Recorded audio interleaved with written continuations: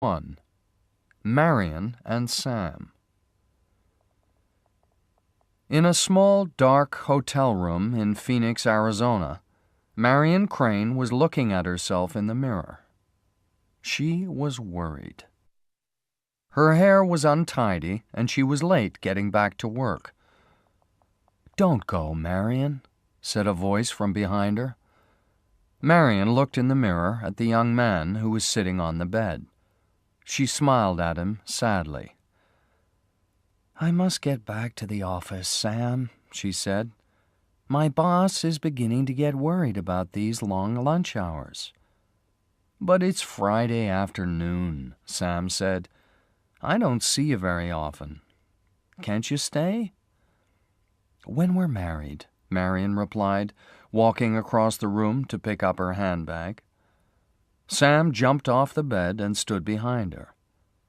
He touched the side of her face softly with the back of his hand. "Can I see you next week?" he said. "Why?" she said, not looking at him. "For another secret lunch? Hoping that nobody will see us together in a small, cheap hotel room? It's the same every week."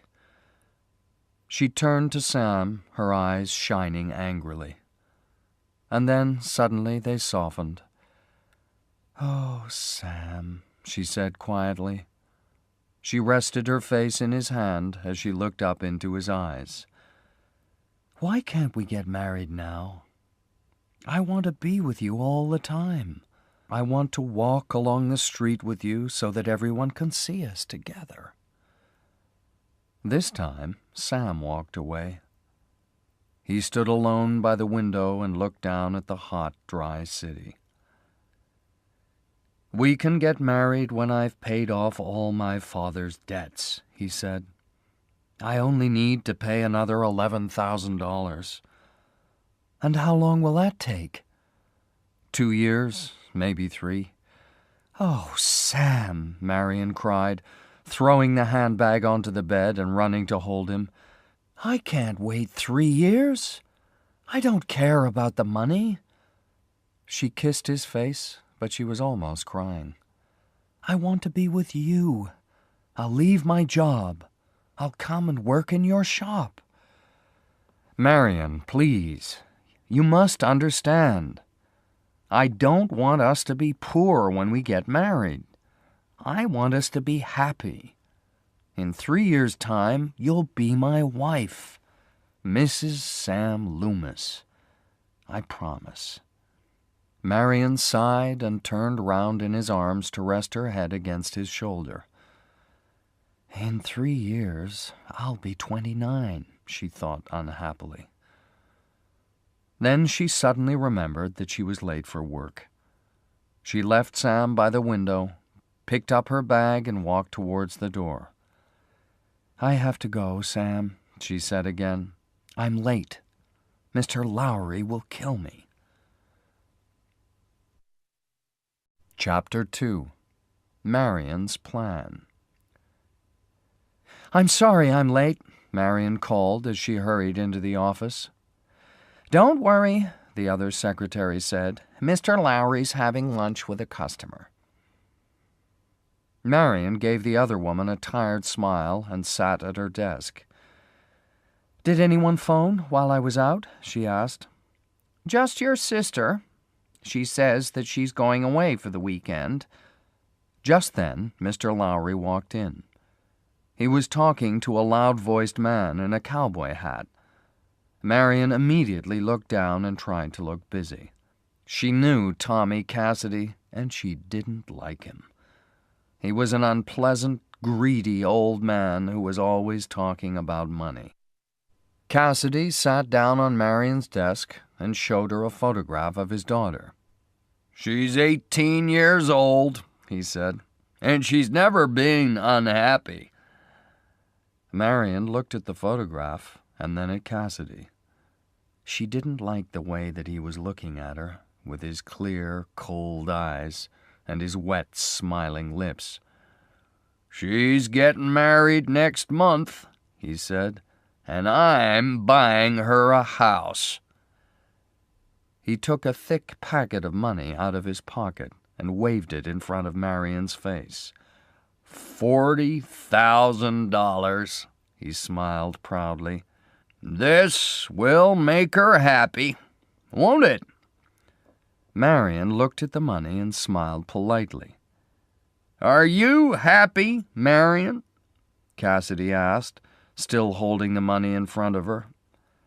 Marion wanted to stand up and shout at him, How can I be happy?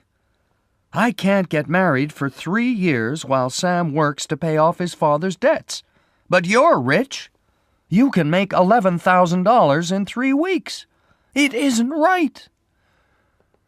But she didn't say any of this, of course. She sat at her desk and smiled sweetly. I think so, Mr. Cassidy, she said. I hope you are, Cassidy said, putting the money on the desk. Remember, Marion, money can't buy happiness, but it can stop unhappiness. He walked away into Mr. Lowry's office, but Mr. Lowry didn't follow him. He was looking at the money on Marion's desk and seemed worried. I don't want that money here over the weekend, he said to her quietly. Take it to the bank after work. Perhaps I can take it now, Marion asked. I've got a terrible headache. Good idea, Mr. Lowry agreed. Take the money straight to the bank, then go home and have an early night. Marion put the money into a white envelope, put the envelope into her handbag, and left the office. But she didn't take the money to the bank. A plan was taking shape inside her head. $40,000 is a lot of money, she thought. With this money, Sam will be able to pay his debts. Then we'll be able to get married. Pleased with this idea, Marion went straight home. She put some clothes into a suitcase and drove out of Phoenix. As she was waiting at some traffic lights for people to cross the road, Marion looked at the bag next to her with the money in it. Of course, she was thinking, I can't tell Sam that I stole the money from my boss. I'll have to think of a good story to tell him. Suddenly, one of the people crossing the road stopped in front of her car. It was Mr. Lowry. Without thinking, Marion smiled at him and waved. He looked at her seriously, then walked away. Oh, no, Marion thought. Now he knows I haven't gone home with a headache. If he thinks I'm running away with the money, he'll phone the police. I must hurry. If I can get to Fairvale before Monday, they'll never find me. I'll be safe with Sam. It was a long journey. After driving all night across the desert, Marion began to feel tired. She had to stop. She drove off the highway and parked at the side of a quiet road. I'll just rest for half an hour, she told herself. But she was more tired than she thought. She lay down in the front of the car and slept until the morning. Chapter 3. Bates' Motel. Marion woke up suddenly. A policeman with a thin mouth and large dark glasses was looking at her through the car window. Without thinking, she sat up and turned the key to start the car. The policeman knocked on the window and told her to stop. Marion opened the window and looked at him nervously. Is anything wrong, miss? The policeman asked. No. I was feeling tired, so I stopped the car. Why didn't you stay at a hotel? There are lots of hotels near here. I only wanted a rest, said Marion. Why? Have I done anything wrong? No, miss, the policeman replied, but he wasn't happy. Can I see your driving papers, please? Marion turned away from him and opened her bag. The policeman tried to watch over her shoulder, but he didn't see the white envelope full of money. She hid it carefully under her bag, then handed him her driving papers. He studied them for a minute, gave them back, and, without a word, returned to his car. Marion started her car immediately and drove away. Looking in her driving mirror, she noticed that the police car was following her. She drove slowly so that it could go past, but it stayed behind her. "Why's he following me?" Marion thought nervously. "Has Mr. Lowry reported me already? If he has, I'll have to sell this car as soon as I can and get another one. I don't want anyone to follow me to Fairvale." At last the police car stopped following her and turned off along another road. About an hour later, Marion arrived in a small town. She stopped at a garage and asked about changing her car for another one. While the man from the garage was looking at her old car, Marion walked out into the street to buy a newspaper. Then she noticed the policeman with the dark glasses. He was standing by his car across the road watching her. Marion didn't look at him. She bought a newspaper and looked through it quickly. "Good," she thought. "There's nothing in the paper about me or the money. Nobody knows yet. That policeman doesn't know anything. He's just trying to frighten me." She went back to the garage and showed the man the car that she wanted. "Don't you want to try it first?" he asked. "No, thank you," Marion replied. "I'm in a hurry. How much will it cost?" "Your car and $700.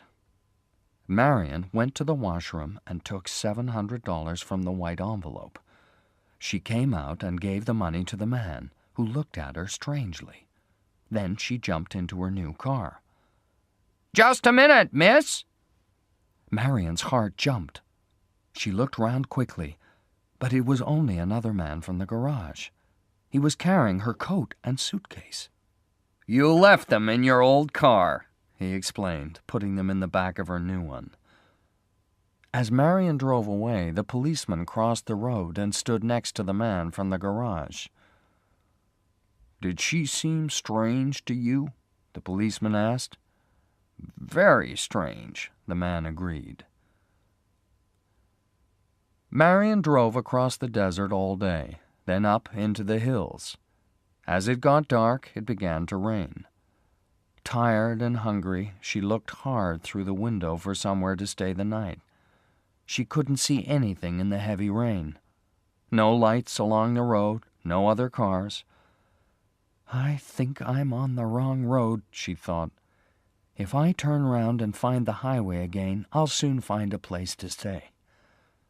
Suddenly, as she was looking for a good place to turn the car, she saw a light by the side of the road. At first, she thought she was dreaming. A hotel here, in the middle of nowhere? Impossible! She closed her eyes and opened them again. Yes, it was true. A small sign shining in the night. Bates Motel. "I don't believe it," she said to herself as she drove towards the sign. "This is my lucky night." Chapter 4. Norman. There were no other cars outside the motel, and the office was empty. Marion stood outside the office and waited. Looking up, she saw a large old house on a hill behind the motel. On the first floor of the house, she could see a light in a window. There was a shadow moving behind the curtain. The shadow of a woman, Marion thought. She went back to her car and waited for someone to come. At last, through the darkness and the rain, she saw someone outside the house. It was a man, and he was running down the hill towards the motel. Marion got out of her car to meet him. He was a young man, tall and thin, with a friendly, boyish face. "I'm sorry I wasn't in the office," he smiled. "Do you have a room?" Marion asked. 12 rooms, all of them empty," the young man laughed. "You're wet. Come into the office." Inside the office, the young man watched her carefully as she wrote her name in the visitor's book. Not her real name, but Marie Samuels. Then he thought for a second before choosing a key from the small cupboard behind the desk. "Room 1, he smiled. "It's next to this office." The young man carried Marion's suitcase from the car, and she followed him into her room. He turned on the light and opened the window. "It's small, but it's comfortable," he said. "And look, there's a shower in the bathroom." "Thank you, Mr. Bates," Marion smiled. "My name's Norman," he said. "If you want anything, I'll be in the office." "I just want to sleep. But before that, I need to eat." "There's a restaurant about 10 miles away, outside Fairvale. But I was just thinking," he said, lowering his eyes with a shy smile. "It's a long way to Fairvale, and it's still raining. Maybe you'd like to have dinner with me instead. Nothing much, just bread, milk, and cheese. But you can come up to my house with me if you like." "You're very kind," said Marion. Norman looked up, his eyes shining with excitement. "I'll be back when everything's ready, with an umbrella." Marion closed the door behind him and smiled for the first time in 24 hours. What an amusing young man, she thought, just like a little boy. But she was tired, and she had important things to think about. The money, for example. Marion looked round the room for somewhere to hide it. There wasn't much furniture. She decided to put the envelope inside her newspaper and leave it next to the bed. While she was doing this, she heard a loud voice. It came from the big house on the hill. She went to the window and listened. It was the angry voice of an old woman. "No, you can't bring strange young girls up to this house." "Mother, please," Norman replied. "First you bring them up to the house, then what? Music after dinner? Holding hands and kissing?" "Mother, she's just a stranger. She's hungry and it's raining." "She's not having food with my son in this house. Do you understand, boy? Are you going to tell her, or shall I come down and tell her?" "Shut up!" Norman cried. "Shut up!" Then everything was silent. Chapter 5. Mad Things. Marion heard the front door of the big house as it closed. Moments later, she left her room and met Norman, who was standing nervously outside her door. "I made trouble for you. I'm sorry," Marion said. "No, it's my mother, that's all. She isn't well today. I'm sorry. I can't take you to the house. I've taken the food into my office. Would you like to come in there?" Marion followed Norman into a small room behind his office. It was a strange room, full of old clocks and stuffed birds. Norman watched her quietly as she began to eat, then said, "You eat like a bird." "Do you know a lot about birds?" "I don't know much about them. I just like stuffing them." "That's a strange thing to do," said Marion. "I enjoy it." "Is your time so empty?" "No. I'm very busy. I do everything in the office. I clean the rooms. I look after my mother." "Have you got any friends?" Norman looked surprised at this question. "A boy's best friend is his mother." Marion looked at her bread and cheese. She couldn't think of anything to say. The room was quiet, just the sound of the clocks. It's stopped raining, Norman said. Marion smiled politely and continued eating. Where are you going? Norman tried to start the conversation again. Somewhere nice, said Marion. What are you running away from? This time, Marion was surprised. Why do you ask that? Oh, people are always trying to run away from something, Norman replied. But people can never really run away, can they? Sometimes, when my mother talks to me like that, I want to run away. But I know I can't. She's ill. She didn't seem ill to me, said Marion. I mean ill in the head, said Norman. My father died when I was 5. She was alone with me. Then a few years ago, my mother met this man. She loved him. I think she loved him more than she loved me. Norman's eyes darkened as he looked past Marion at the wall. When he died, Norman said slowly, and the way that he died, that's why my mother became ill. Marion felt sorry for Norman then. He was like a lost child, spending all his life in a small motel with his mad mother. Why don't you leave here? She asked him. If you love someone, you don't leave them. Then why not put her somewhere like a hospital, you mean? Norman looked at Marion angrily. A hospital for mad people? I'm sorry. I didn't want to be rude. My mother isn't mad, Norman said, his eyes still burning. Then suddenly, without warning, he became calm again. He smiled. I know, he said in a soft voice. I just hate thinking about it. My mother really isn't dangerous. She doesn't hurt anyone. She just does mad things sometimes. We all do mad things sometimes, don't we? His eyes met Marion's, and he seemed to look straight into her heart. Don't you do mad things too, sometimes?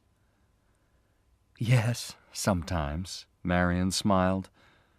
She thought about the $40,000 in the newspaper in her room. She did a mad thing yesterday afternoon when she put Tommy Cassidy's money in her handbag and ran away with it. I must take it back, she thought, tomorrow morning. She stood up. Thank you for the meal, she said to Norman.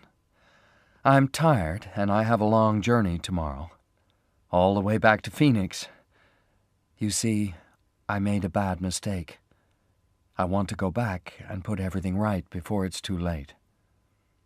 Norman gave her a warm smile. I've enjoyed talking to you, he said. I'll bring you breakfast in the morning. You'll have to be early, Marion said. I will. Don't worry, Norman replied. Sleep well. Chapter 6. As Clean as Snow. Marion went into her room and sat on the bed. Yes, it was a stupid idea to steal that money, she thought. It was like a bad dream. Now, after talking to that strange, sweet young man, she was awake again.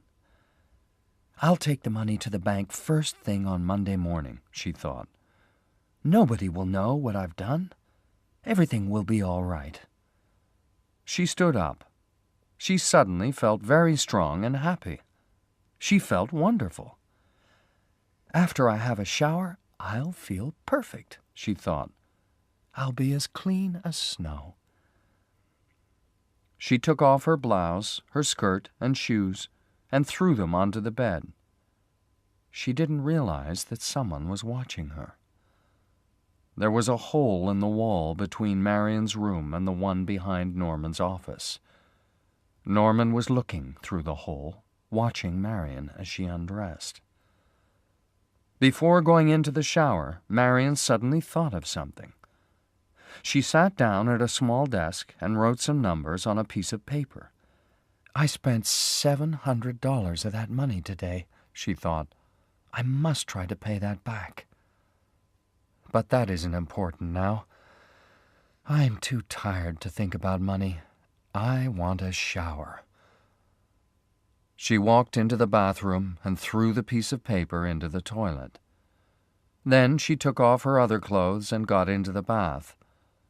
Pulling the plastic curtain behind her, she turned on the shower. It was lovely, beautiful and warm. She closed her eyes. The warm water washed down over her body. The bad dream was over. She was becoming a good, clean girl again. Marion didn't hear the bathroom door as it quietly opened. She didn't see the old woman who was slowly crossing the floor. She was facing the wall when the woman's hand pulled the plastic curtain open. She turned quickly and could see, through the water in her eyes, a face. A terrible white face with long gray hair and mad, shining eyes. And above the woman's head, in her hand, there was a large silver knife. Marion screamed. The woman laughed and brought the knife straight down into her neck. Marion went on screaming as the knife cut into her arms, her throat, her stomach. She tried to fight, but the old woman was too strong. The knife cut deeply into her body again and again and again. Marion became weaker. Her screams became softer. Finally, with a small, strange noise at the back of her throat, Marion dropped to the floor of the bath and lay perfectly still. Water was falling into her face, into her beautiful, frightened eyes. It washed down over her body, red with blood. Marion Crane was dead. Chapter 7. The Swamp. Norman felt sick when he saw the blood on his mother's clothes. "Mother! Oh, God! Mother!" he cried. "Blood! Blood!" He ran down the stairs from his mother's bedroom, out of the house, and down the hill to the motel. He couldn't believe it. His mother a killer? It wasn't true. But when he finally ran into the girl's room, he saw that it was true. The girl was lying in the bath with her eyes still open, dead. And his mother was the killer. He stood outside the bathroom, feeling sick and afraid.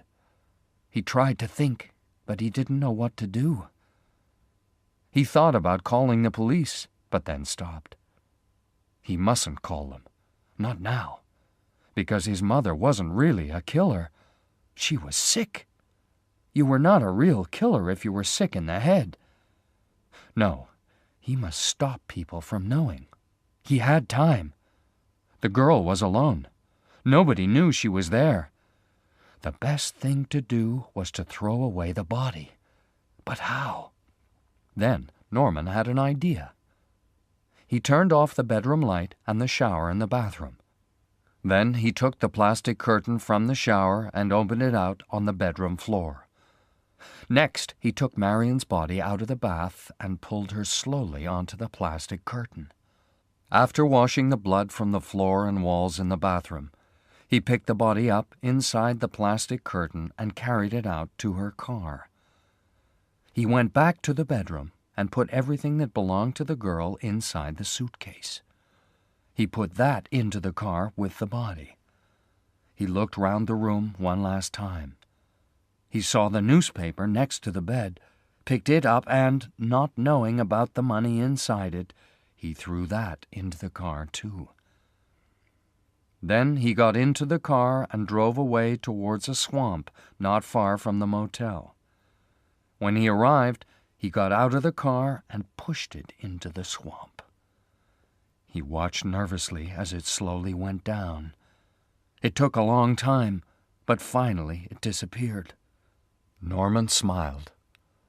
"Mother's safe now," he thought. Nobody will ever learn what happened to the girl. Chapter 8. Lila. 1 week later, Sam Loomis was sitting in the office at the back of his shop, writing a letter to Marion. "Since I saw you last Friday afternoon," he wrote, "I've thought a lot about the things that you said. You're right. The money doesn't matter. I want to marry you now." While he was writing, Bob Summerfield, the young man who worked in the shop, called to him. "Sam, a young woman wants to see you." Sam walked into the shop and saw a pretty young woman with fair hair and a small suitcase. "I'm Lila, Marion's sister," she said without smiling. "Is she here?" "Of course not," Sam replied. "Is something wrong?" "I haven't seen her since last Friday," Lila said, her voice beginning to shake. "She left home without saying anything. She hasn't even phoned me. Look, if she's here, I want to talk to her. She's in bad trouble." She began to cry. Sam told Bob to leave the shop, then turned to Lila. "Tell me," he said softly, "what are you talking about? What kind of trouble is she in?" "Yes," said a flat, unfriendly voice from the door behind them. "Let's all talk about Marion." Sam and Lila both turned to see who was talking. A short man with a hat low over his eyes walked slowly into the shop. He was carrying a raincoat over his arm. "My name's Arbogast," he said, showing them a card. "I'm a detective, but I'm not with the police." He looked hard at Lila and said, "Now, Miss Crane, where's Marion?" "Why do you want to know?" said Sam. $40,000, Arbogast replied. "I don't understand." "Your girlfriend stole $40,000. Sam looked at Lila. "Is this true?" Lila explained everything. She spoke in a cold voice. She still believed that Sam was hiding Marion somewhere, but when she finished, her voice softened. "Listen, Sam," she said. "Her boss doesn't want to call the police. He just wants his money back. So if she's here—" "She isn't," Sam said quickly. "Miss Crane, can I ask you a question?" said Arbogast. "Why did you come here to Fairvale? Did you know that your sister was here?" "I hoped she was. I wasn't sure." Arbogast looked at her and said nothing. "It's true!" she cried angrily. "Why don't you believe me?" "I'm just doing my job, Miss Crane." "Really?" said Sam. "Then have you phoned any hospitals near Phoenix? Maybe she's had an accident." "That's not possible," Arbogast replied. "Her boss saw her in her car last Friday. She was driving out of Phoenix with the money." Then Arbogast looked at Lila. He gave her a warm, friendly smile to show that he finally believed her. "I think she's here, Miss Crane," he said. "Maybe not here with her boyfriend, but she's somewhere near Fairvale. I can feel it. Don't worry," he said, touching his hat and walking towards the door. "I'll find her." Chapter 9. A Few Questions. The next day, Arbogast visited all the hotels near Fairvale. He showed everyone a picture of Marion. "Have you seen this girl?" he asked them. The answer was always no. At last, as he was driving along the old highway outside Fairvale, he saw a small motel by the side of the road. "Maybe I'll be lucky with this one," he thought. "I've tried all the others." Arbogast left the road and drove up to the motel. Norman Bates was sitting outside his office in the evening sun, reading a magazine. He stood up and smiled as Arbogast got out of his car. "I almost missed you," Arbogast said. "I forgot to turn on the sign," Norman replied. "Do you want a room?" "No, thanks. I only want to ask a few questions." "What sort of questions?" asked Norman, turning to go into his office. "I'm trying to find a girl," said Arbogast, following him. "My name's Arbogast. I'm a detective." "Oh, really?" Norman tried to smile calmly. "A girl?" "Her name's Marion Crane," Arbogast explained. "She's from Phoenix. She disappeared last Friday, and her family are very worried." He showed Norman the photograph. "Have you seen her?" Norman shook his head without looking. "Maybe she stopped here about a week ago?" "No, I haven't had any visitors for more than 2 weeks. Business has been bad since they moved the highway." "Can I see your book?" Norman gave him the book from under the desk without speaking. He watched as Arbogast took out an envelope and studied the names in the book. "Ah!" Arbogast's fingers stopped at the name of Marie Samuels from Los Angeles. "You see, she was here last Saturday night. Look, the writing is the same as on this envelope." "So?" Norman said in a weak voice. "The writing on this envelope belongs to Miss Crane." Norman opened his mouth to speak, but his mouth was dry, and he couldn't think of the right words. Finally, he said, "It's difficult sometimes." Arbogast looked at Norman. "What's difficult?" "Remembering things."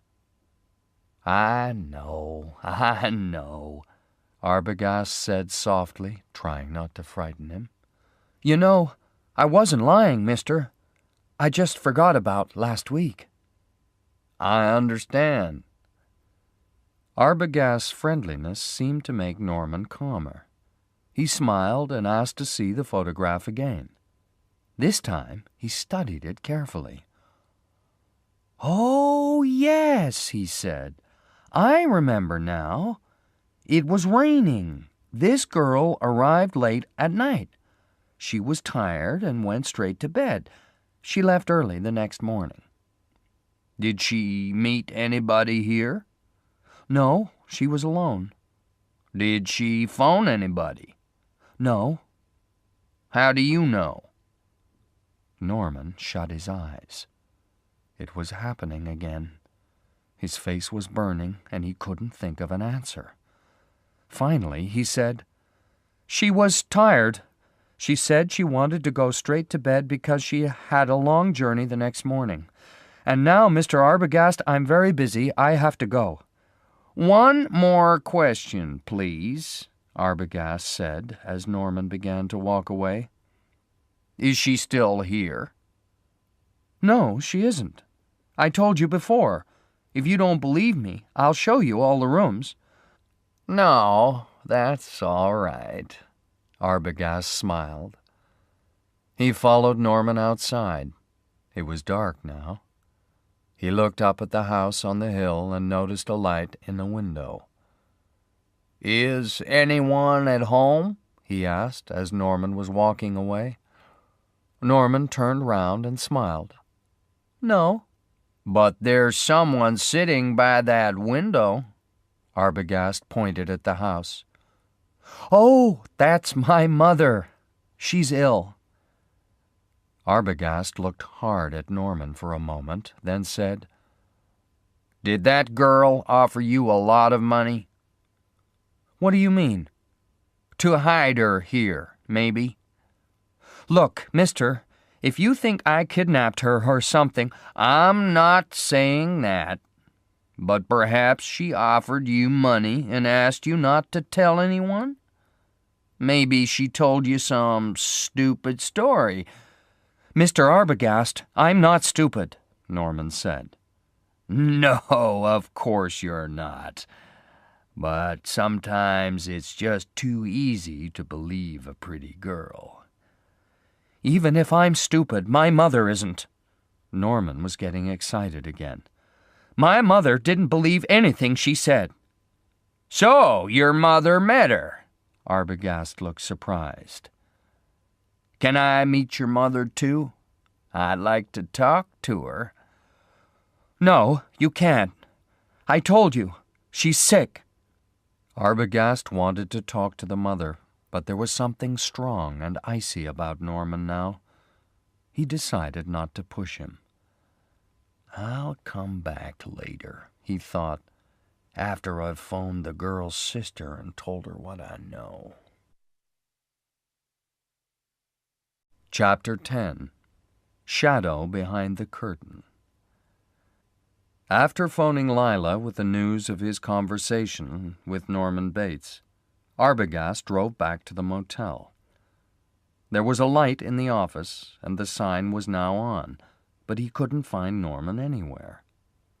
Looking up at the old house, he could still see the old woman by the window. He could see her shadow behind the curtain. I'll have to go and speak to her without her son's help, he thought. After climbing the hill, Arbogast found that the front door was open. He walked inside, took his hat off, and waited for a few seconds. Everything was quiet. He looked at the mirror, the flowers on the wallpaper, the old pictures on the wall. Feeling sure that the son was busy somewhere, he decided to go upstairs and talk to the mother alone. He walked up the stairs very slowly. He didn't want to make a noise, and, if he was honest, he felt a little afraid.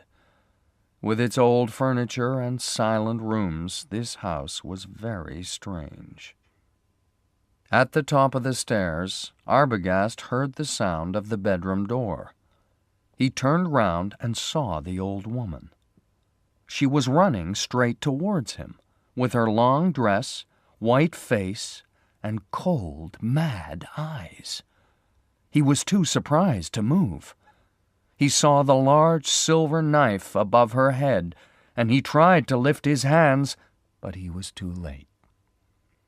The knife cut his face open from the top of his head, through his left eye, to the corner of his mouth. He fell back down the stairs and lay very still. He couldn't move his arms or legs, but he could lift his head. With his one good eye, he looked up the stairs. The old woman was flying down towards him, the silver knife in her hand, screaming like an animal. The last thing that he ever saw was the terrible white face above him, as she brought the knife down straight into his heart. Chapter 11. A Visit to the Sheriff. Sam and Lila sat in the room behind the shop, waiting for Arbogast to return. "It's over an hour," said Lila. "Why isn't he back yet?" "Maybe he found something important." Lila pushed back her chair and stood up. "He's more than an hour late. He hasn't even called. I'm going to the old highway. I know he's found something. Are you coming with me?" Sam stood up with a sigh. "I'll go. You stay here," he said. "Somebody must be here if Arbogast comes back." The motel was dark and empty when Sam arrived.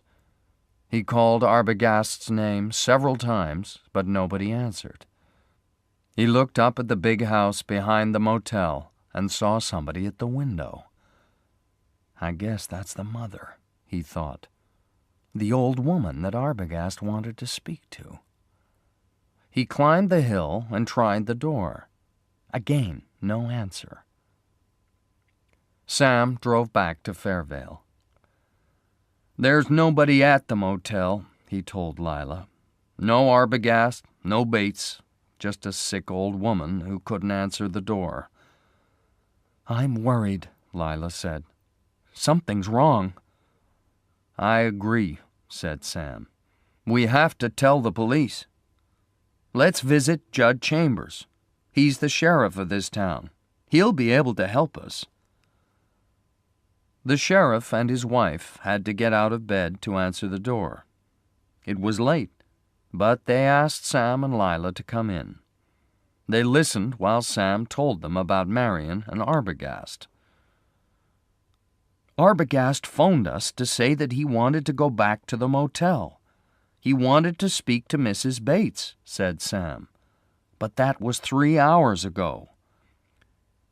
"I didn't know that Norman had a wife," said Mrs. Chambers, surprised. "No," Sam explained. "It's an old woman, his mother." The sheriff thought for a minute, then asked Lila, "When did your sister disappear?" "She left Phoenix a week ago." "How did you know that she came here?" "She came to see me," Sam explained. "And she didn't say anything to you?" The sheriff was still looking at Lila. "No, she just ran away." "From what?" Nobody spoke for a moment. Then Lila said quietly, "She stole some money." "A lot?" $40,000. "Why didn't you tell the police before?" "We wanted Marion to give back the money without telling the police." "Did this detective talk about the money when he phoned you 3 hours ago?" "Well, the money doesn't matter, does it?" Lila cried unhappily. "I just want to find my sister." The sheriff sighed and tried to look friendly. "What can I do?" "I'm sure there's something wrong," said Lila. "At the motel, I mean." Mrs. Chambers looked at Lila, and she felt sorry for her. "Why don't you telephone Norman at the motel?" she said to her husband. "It's late." "Oh, please call," said Lila. The sheriff sighed again and picked up the telephone. "Hello?" he said a few seconds later. "Norman? It's Sheriff Chambers speaking. Listen, I have some people here. They're worried. Did you have any visitors tonight?" "No, not a customer. A detective?" Judge Chambers listened quietly for a minute, then put down the phone. "Yes," he said, turning to Sam and Lila. "The detective was there tonight. Norman told him about the girl. The detective said thank you and left." "Without seeing Mr. Bates's mother?" Lila asked. The sheriff looked Lila straight in the eye. "Norman's mother died 10 years ago," he said. "She killed her lover, then she killed herself. It was in all the newspapers. Norman found them dead together. In bed." "But that isn't true. I saw her," Sam cried. "Yes," Lila agreed. "Arbogast saw her too." Judge Chambers replied, looking at his wife. "Very strange. If Norman's mother is still alive, who was the woman who killed herself 10 years ago?" Norman Bates put down the phone after speaking to Sheriff Chambers. "The police will be here soon," he thought. "I must hide Mother before they come." He ran out of the office, up the hill to the old house, and climbed the stairs to his mother's room. "Mother, I have something to say," he said. The old woman laughed. "You're a stupid stupid boy telling me what to do. Mother, it's important. No, I will not hide in the fruit cellar. I'm staying here. This is my room, and no one will ever take me away. They'll come for you, Mother, Norman tried to explain. That man came after the girl. Now someone will come after him. Mother, please, just for a few days, so that they won't find you. A few days in that ugly old cellar? No. You hid me there once before. I'll never go there again. Now go away! But Norman wasn't listening. He picked his mother off the bed and carried her out of the bedroom, down the stairs, and into the fruit cellar. Chapter 12. Room 1. The next day, Sunday morning, Sam and Lila met Judd Chambers and his wife as they were coming out of church. "Do you want to go to the motel with us?" Lila asked. "I went before breakfast," said the sheriff. "What did Mr. Bates say about my sister?" "The same as he told your detective. I promise you, Miss Crane, Norman Bates is alone at the motel. I looked everywhere." "You didn't even see his mother?" "No, I didn't. I'm sorry. If you want the police to help you, you'll have to make a report in the usual way. You can see me this afternoon if you like. I'll be happy to help you." "Well," said Sam, after saying goodbye to the sheriff and his wife, "maybe I was dreaming, and Arbogast was lying.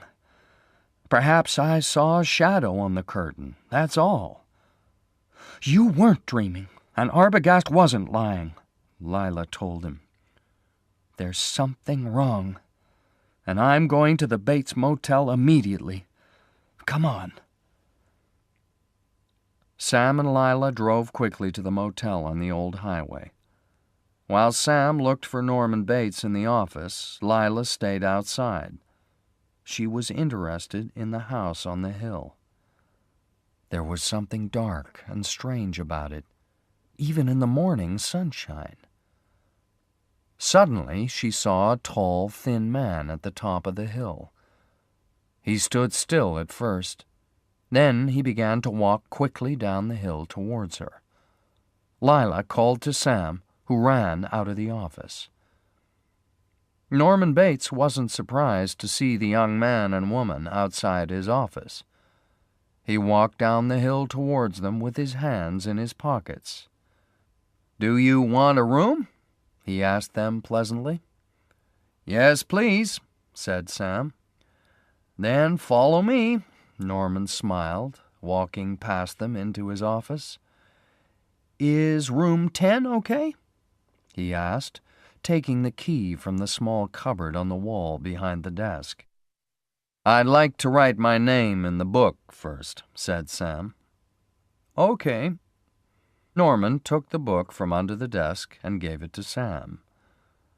While Sam was writing his name, Norman watched Lila. She was looking at the list of names in the book. "I know who you are," Norman thought. "You're looking for the man who came yesterday. Well, you can look. You won't find anything. I've hidden everything. And you'll never find my mother in the cellar. But I mustn't make any mistakes. I must be careful." He took the book and pen from Sam. "Thank you," he smiled. "Now I'll get your bags. We haven't got any." "Okay, I'll show you to your room." "Don't worry," said Sam, taking the key. "We'll find it." When Sam and Lila were alone in their room, Lila sat on the bed and began to cry. "I know something terrible has happened to Marion," she said. "Seeing that old house on the hill, the way that man kept looking at us, I can feel it." "I agree," said Sam. "But we need to find something to show the police. Let's go and search room 1. That's the room that Arbogast said she stayed in, isn't it?" Sam and Lila opened the door and looked outside. They couldn't see anyone. Hoping that nobody was watching them, they hurried nervously back past the other rooms to room 1. They searched everywhere for some information about Marion. Something to show that Bates knew where the money was, perhaps. They found nothing in the bedroom, so they went into the bathroom. "That's interesting," Sam said. "No shower curtain." Suddenly, Lila noticed something. "Look," she said, picking a small piece of paper out of the toilet. It was wet, but she could still read something on it. "It's a number. 40,000. She looked at Sam. "This shows us that Marion was here." "We know that already," said Sam. "You don't understand. It shows us that Bates knew about the money." "Okay, I'll talk to him," Sam said, and walked towards the door. But Lila stopped him. "No," she said. "Let's talk to that old woman in the house. She told Arbogast something, and I want her to tell me the same thing. You find Bates and talk to him. I'm going to talk to his mother." Sam wasn't happy about Lila's plan, but he agreed. Opening the door, he looked out. "It's clear," he said to Lila. "No one's watching. You can go." Sam quietly shut the door as Lila ran towards the hill. He found Bates in his office. "Are you looking for me?" Bates asked. "Yes," said Sam, standing in front of Bates so that he couldn't see Lila. "I'm bored. My wife's asleep, and I wanted to talk to someone." "Good," Norman smiled. "Come in and shut the door." Chapter 13. The House on the Hill. Lila climbed the hill to the old house and pushed the front door. It opened slowly. She walked inside and shut the door behind her. It was sunny outside, but inside the house it was strangely cold and dark. There was an unpleasant smell of dry wood and old furniture. "I mustn't be afraid," Lila thought. "I must find the old woman. She can tell me about Marion. Maybe I'll even find my sister here."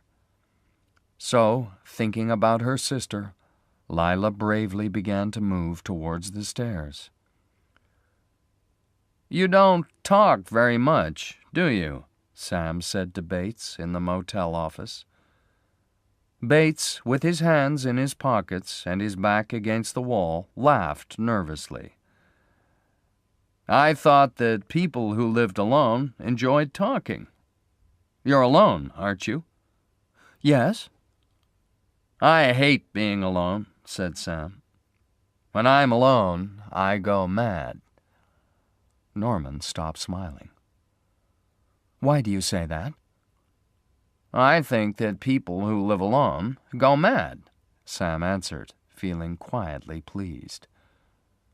The smooth young man with the boyish smile was beginning to look uncomfortable.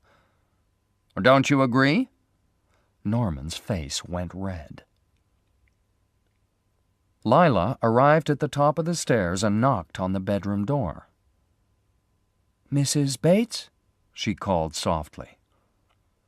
There was no reply, so she pushed the door open and walked inside. She couldn't believe her eyes. Everything was so old, from the heavy curtains by the window to the golden lamps on the darkly colored walls. She walked across the room nervously towards the large cupboard with a mirror on the door. Opening the door, she saw a line of long, flowery dresses, the kind of dresses that women wore 50 years ago. Lila closed the cupboard and looked round the room. Her eyes rested on a small table near the bed. She looked at the small glass cats, the silver soap dishes, the old photographs of children. Or were they different photographs of the same child? Everything was very old, but there was something even more unusual than this. Everything was so tidy. This was very strange. If this is the mother's bedroom, Lila thought, why doesn't she touch anything? The only thing that she seems to use is the bed. I can see from the bedclothes that she was here a short time ago. So she's here somewhere, but where? I don't think you're happy here, Sam told Bates. Why don't you sell this place and leave? This place is my world, Bates said. I grew up in that house. I was a happy child. My mother and I were very happy. Lila looked inside another room. It was a small room with an untidy bed and lots of books and children's things on the floor. Norman's room, she thought, picking up some of the books. They were about the mysteries of life and strange illnesses. Looking at the unusual books and the children's playthings on the floor, Lila thought that she was beginning to understand something about Norman. He's a little boy who loves his mother, she thought. An intelligent boy who has never grown up. You look nervous, Sam told Bates. Have I frightened you? What are you talking about? I've said something about your mother, and you look afraid. How are you going to do it? Do what? Buy a new motel. You won't have to hide your mother if you go to another town. Norman's eyes became cold and narrow. He hated this man and wanted him to go. Where will you get the money? Sam continued. Or do you already have the money? $40,000, perhaps? Bates walked into the room behind the office, and Sam followed him. Your mother knows about the money, doesn't she? Sam said. She knows what you did to get it, and I think she'll tell us. Bates turned round, his eyes burning, his heart racing. I know why you're here, he shouted. Where's that girl who came here with you? Sam said nothing. He turned away and began to walk out of the door. This was a mistake. Bates ran up behind him and hit him hard on the head with a metal box. Sam fell to the floor, and Bates ran out of the office as quickly as he could. I must find that girl before she finds Mother, he thought as he ran up the hill towards the old house. Chapter 14. The Cellar. When Lila came back down to the bottom of the stairs, she looked through the window by the front door and saw Bates. He was running up the hill towards the house. She had no time to ask herself about Sam. She had to hide. As Lila ran towards the kitchen, she heard Bates at the front door. Suddenly, she noticed some stairs. They seemed to go down towards some kind of cellar. Without thinking, she ran onto the top stair and waited. Bates stood still for a second. He couldn't see Lila, but he knew she was in the house. Probably upstairs, looking for his mother. Lila stood up when she heard Bates upstairs in his mother's room. Now she could escape and find Sam. But she couldn't stop looking at the cellar door below her. Maybe the mother was down there. Perhaps Marion and Arbogast were prisoners down there. She had to go down to learn the secrets that were hiding behind that door. It was dark inside the cellar, and there was a strange smell of dead animals and oil. She stood still for a few seconds. Then she thought she could see a light on the opposite side of the room. It was coming from underneath a door. She walked slowly towards it in the dark, past tables full of glass bottles, knives, and tins. At last she came to the door and opened it slowly. It was a small room with one light in the ceiling. In the middle of the room there was a wooden chair facing the opposite wall, and on the chair there was a woman.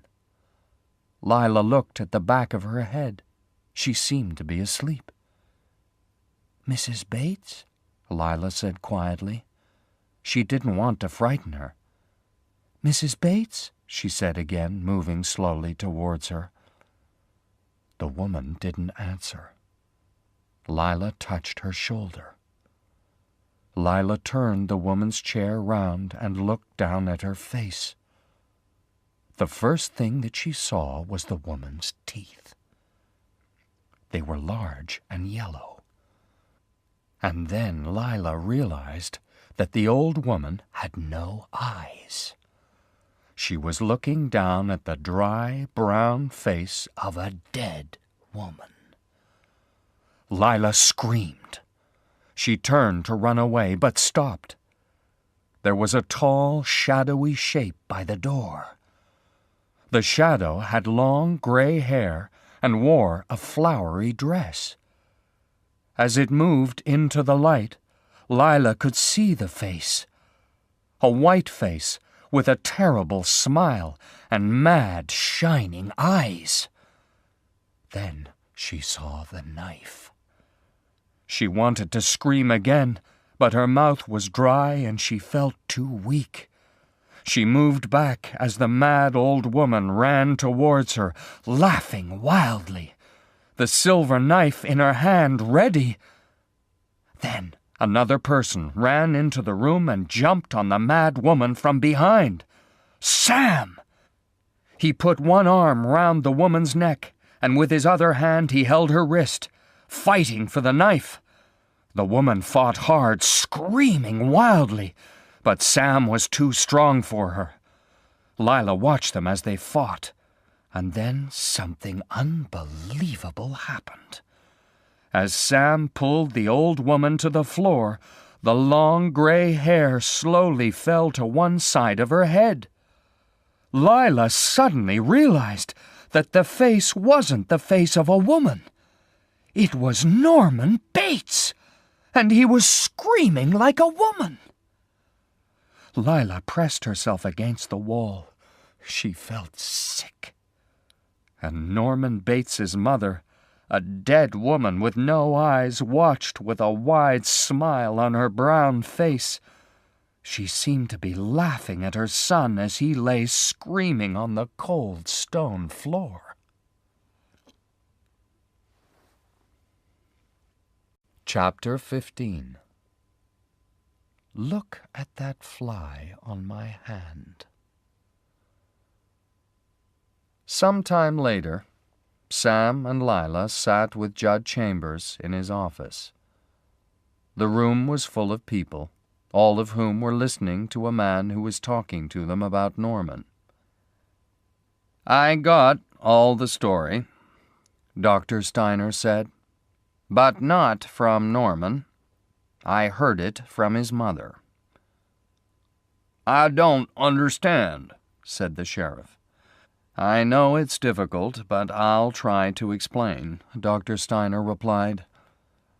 "You see, there is no Norman Bates. Not now. There never was one Norman Bates.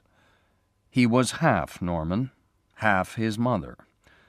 Now he's all his mother. He'll probably never be Norman again." "Did he kill my sister?" Lila wanted to know. The doctor looked at her sadly.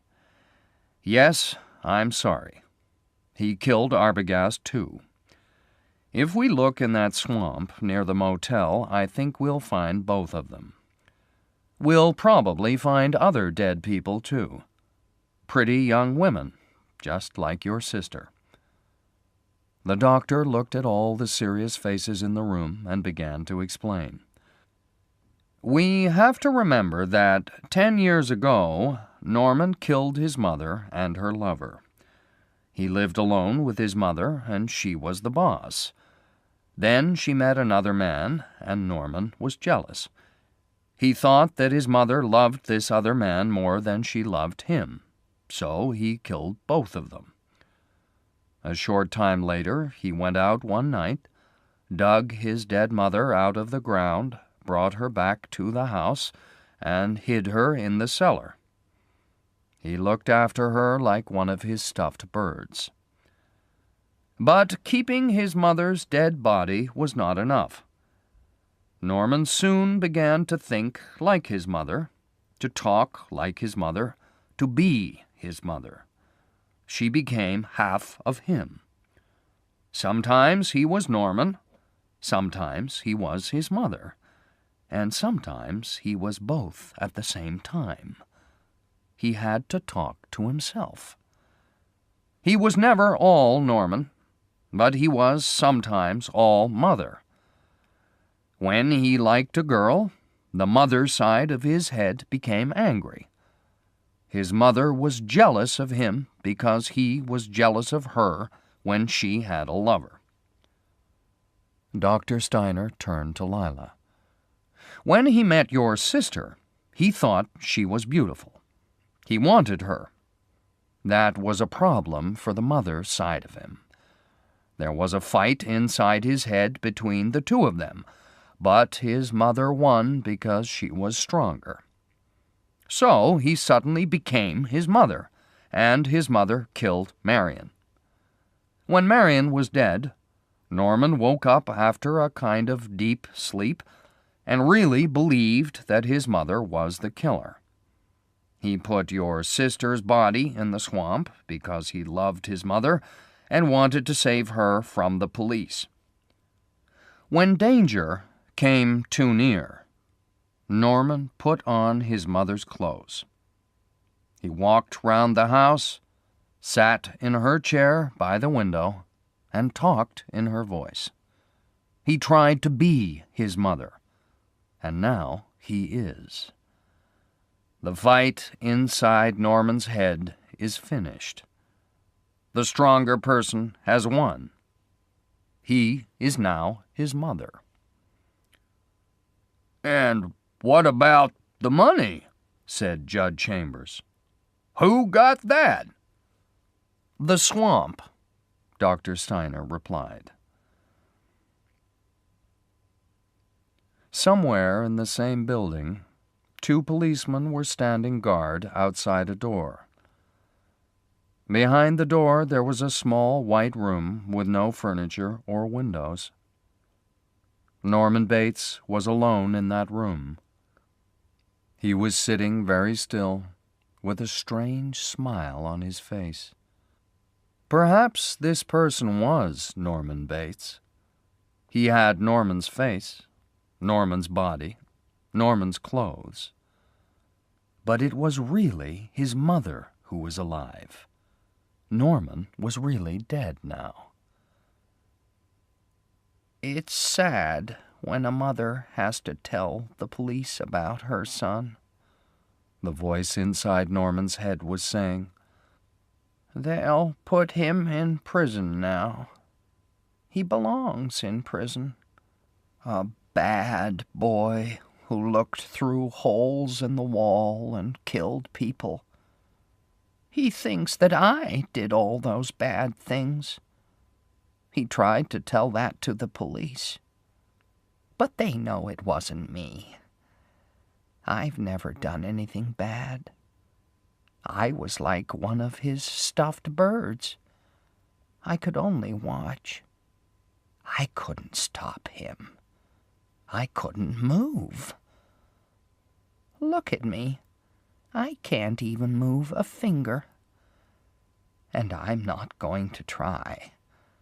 I'm going to sit here very still. I'm not going to move. I'll never move again. They're probably watching me now. They'll see the sort of person that I really am. I'm a kind person. The sort of person who can never hurt anyone. Look at that fly on my hand, for example. I'm not going to kill it. I can't. I hope they're watching. Then they'll see, and they'll know, and they'll say, "Look at her. She's a good woman. She can't even kill a fly."